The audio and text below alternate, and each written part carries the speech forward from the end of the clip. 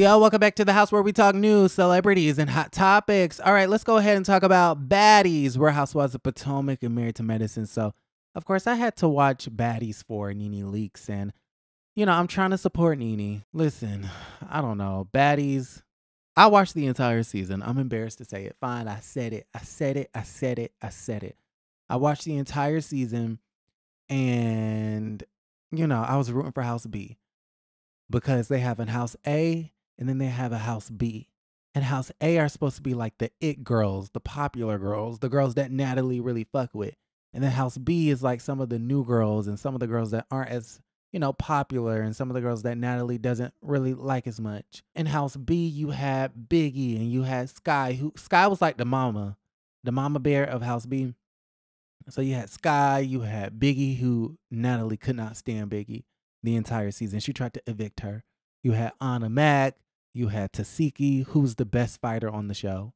And then you had, who else was in House B? T, who really didn't stay in House B, but whenever she would come around, she would be with House B. And some other girl, Smiley. Smiley was that girl when they was in Jamaica. She was acting like she was having a seizure. And, or maybe she really was having a seizure. Okay. I don't mean to be insensitive about the situation, but listen, Smiley is as real as them wigs on her head. All right. And that chain that they're fighting over. Smiley is as real as that fake ass chain that they keep fighting over.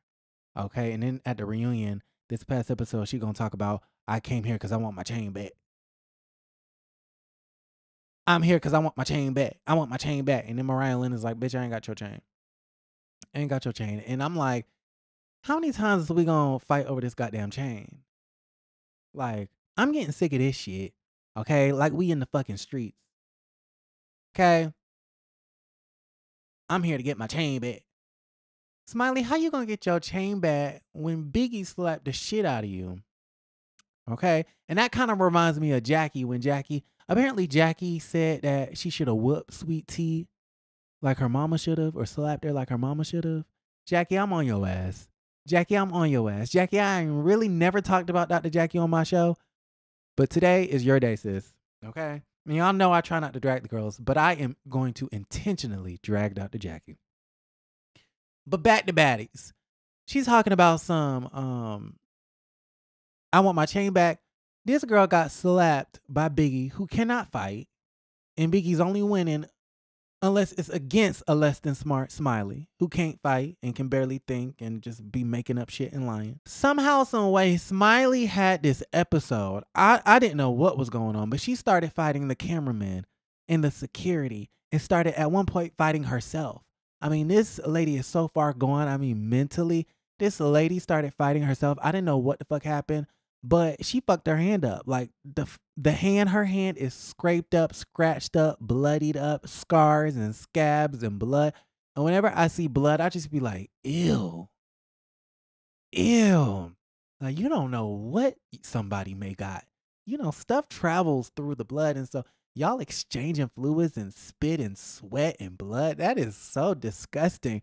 And the biggest thing that I just don't understand about women in fighting is that, especially if you claim to be a baddie, and I understand a baddie to be somebody that's like looks good, that cares about their looks and they're confident. I never understood why, and this may sound ignorant, but I never understood, especially if you're like a really pretty girl, why would you like want to mess up your nails and like scratch up your hands and your knuckles and your knees and then possibly get a scar on your face? Because a lot of these women, they make their money off their looks. They host club appearances and they are like Instagram influencers and they have like YouTube channels.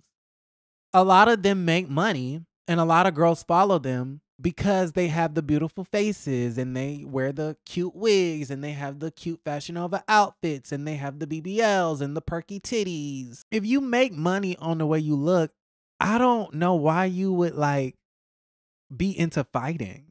I never understood that. Like, aren't you afraid that someone's going to like scratch out your your eyeball one day and then you're not going to be able to host club appearances because no one's going to want to see you in an eye patch? Like, I just never understood that. Like, you're so pretty. Why are you fighting? I don't get it. Anyways, so I say that to say Biggie slapped the hell out of. She said, "Baba wop, baba." What's that Saucy Santana song? Baba wop, da da da. She said, "A wop bop a loop bop a wop bamboo little Richard on your ass," and then Tutti Frutti on your ass, and then but then Smiley came out, and I guess she was prepared to fight Mariah Lynn, and Mariah Lynn then took her chain because at the Baddies reunion, I think Smiley fought Mariah and then took Mariah's chain. I don't know how that shit worked, but you know, they was fighting over chains. Like Smiley stole a chain, Mariah and her sister chain, and then Mariah and them stole, you know, got they lick back and got Smiley's chain. So now Smiley at the reunion and she want her chain. But I'm like, Smiley, how you gonna fight when you fought yourself and the camera equipment behind scenes and your shit is all fucked up? And so she coming out in this like, you know, who did it and why wig. Okay. It wasn't Jonathan. It wasn't it wasn't what's his name? Tay. What's that nigga name? Tay. Arrogant Tay. She plopped on this brown wig because the green one got fucked up with this sling. And it's kind of like, how you gonna get your chain back when it looked like you've been fucking punching the cement outside? It's really weird. How Nene said things are getting weird. They're getting weird. When I tell y'all they fucked that whole stage up. Now let's get into T. T, I'm embarrassed. I kind of liked it, T. Kind of liked it her. I thought she was kind of funny, kind of annoying, kind of weird, but then kind of not. But when I saw her fight Scotty, and it's like they both kind of ran up, and then I think it was Scotty who was still commenced to beating her ass, but then like T like ran away and was like, T said, I was like, wow, T, wow. I got secondhand embarrassment from that. T, you should be embarrassed. T, you should be embarrassed. I mean, you look like a fool. And Scotty can't fight either. So when you fighting somebody that can't fight, but then you look like the one that can't fight, you really can't fight. Okay? You don't need to be on this show. Okay? Because that's all they do is fight. Yeah. And then who else? Biggie, she lost all her fights with Rolly. As much as I can't stand Rolly, Rolly rolled right over y'all asses. Camilla, you looked the fool. It was one moment in which Camilla was trying to kick Rolly, and it's like, Camilla, you 10 feet away from Rolly. What you thought your kick was going to do? And then, like I said, Rolly was just rolling all over him. I don't know why them little girls thought that they could beat up. I don't know why they thought they could beat up Rolly. I mean, all Rolly got to do is just step to him and static shock.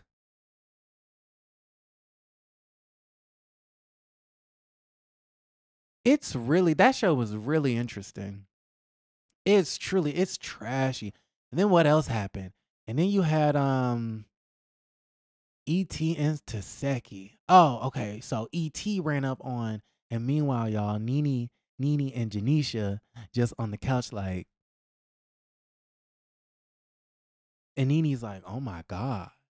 But you know what? Nene watched all the episodes right before she came to LA to host this thing. And honestly, she wasn't even fazed by it. Nene, it was like 7 fights. All of the security and camera people and producers and all of the talent. Everybody's wigs was flying. Everybody was out their seats. Everybody was running up. Everybody is blood and they getting scratched up and shit. At one point in time, Nene and Janisha, I think that's her name, they were behind the scenes and Nene was just waiting in the wings, waiting to go back on stage and, you know, ready for everybody to calm down. And I was just like, wow, Nene is really on Baddies. Now listen, I know she's getting that check and she has those coins and Andy's not calling. So listen, you need to go where you're wanted and where you're celebrated and where you're paid. So I'm not mad at it, but I'm just saying it's not a great look. It's not a good look. And I'm surprised Nick Cannon teaming up with them on this Bad versus Wild show where all they do is fight. So I'm just like, I don't know. It's just too trashy for me. Um, and then who else fought? So ET ran up on Natalie because Natalie don't give a fuck about her. ET got wind that this was gonna be she was gonna be a 1-season wonder and said, okay, well I'm gonna go out with a bang. I've already been feeling the ways about Natalie, who's like the producer and the creator, but she's also the talent. So she's like a mix between Shawnee O'Neal and like a Mariah Hook. And so ET ran up on Natalie. Natalie got the shit, her shit fucked up. Then ET and Taseki. ET fought everybody, but the main event was ET versus Taseki. And even though ET didn't do a bad job holding her own, Taseki is like a professional UFC, WWE SmackDown type of girl. Okay? MMA, UFC, WWE, NBA, NBA, ABC, NBC, NBA, and NFL, bitch. Okay? I took 2 weeks off of Potomac. I didn't watch it for 2.5 weeks. I don't know. But I gave Potomac and Married to Medicine a little break. Because I'm like, Married to Medicine has started off strong. But now that Sweet Tea isn't the center of attention, they have kind of diverted the storylines elsewhere. It's kind of a snooze fest, okay? The same thing with Potomac.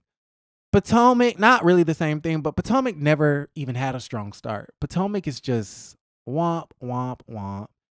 And it's really disappointing me because I can't figure out for the life of me why Nneka is there. I think Nneka's fine. I think she's okay. She seems like a sweet girl. But I just don't understand like some of the decisions that they be making. Like what made them be like, oh, Nneka, she has to be a full-timer. It just never made any sense to me. But then women like Escalade get friend up. I don't get it. And I think just based off of Kiarna's confessional outfit alone, we all would rather see her. I mean, I'm just saying, I'm a little bit biased. I'm a little bit prejudiced to the girls who can dress. I love a good look. I love a good hair. I love a good makeup. I love a good look.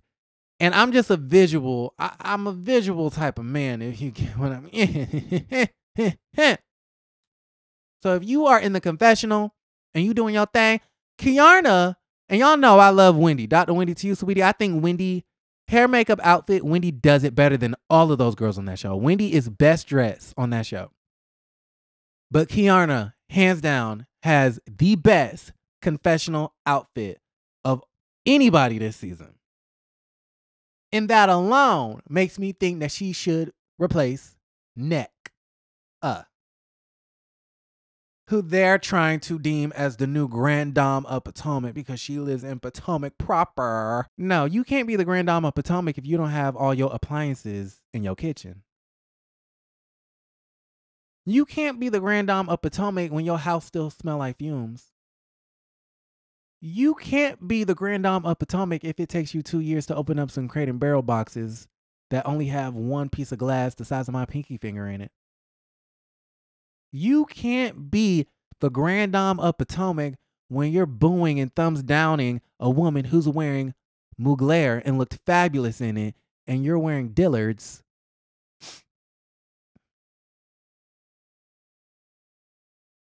You can't. You're disqualified from that race, babe. Nneka, I'm sure she's a fine woman. And you know what? Nneka really is sweet. This is the first episode, this last episode, I felt for Nneka.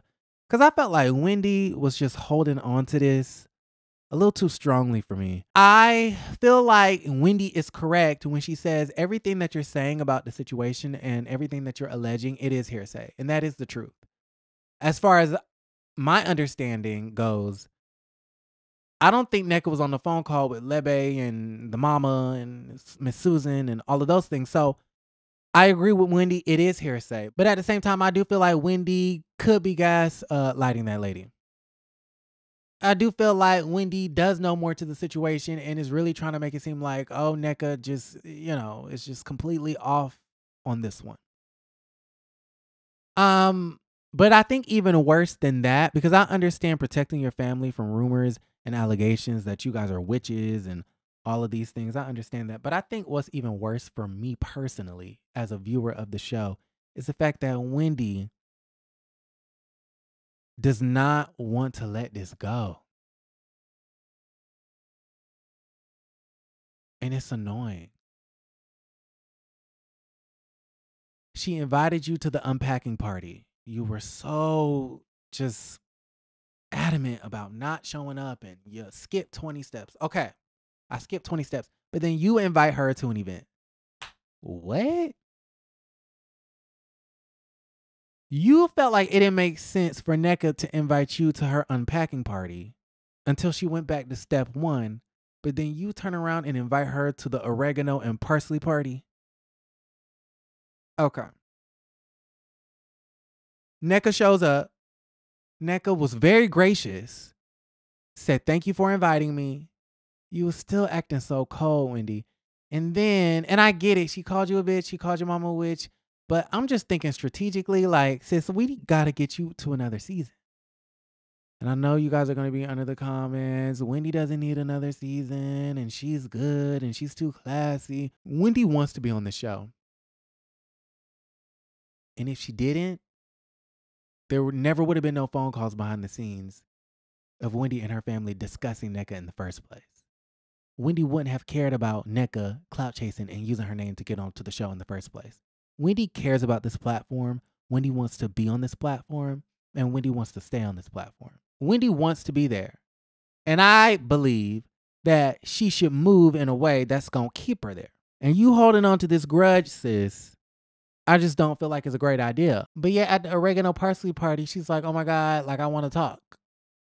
And Wendy's like, "But you called my mama a witch and you called me a witch." And it's like, girl, you literally said verbatim that you wanted a conversation, that you didn't want to skip 20 steps. Now Nneka is repackaging it and coming to you at step one, and you still are like being difficult about it. Then they actually have the conversation. Then you didn't show up to her thing after she showed up to your thing. And I was just kind of, maybe it's the editing, I don't know. But I kind of felt like that was so lame. She came to your event, go to hers. Come on. And then, they actually had the conversation, and it was like, okay, Nneka did apologize, and Nneka understood where she was coming from, and Nneka was really trying to make things right.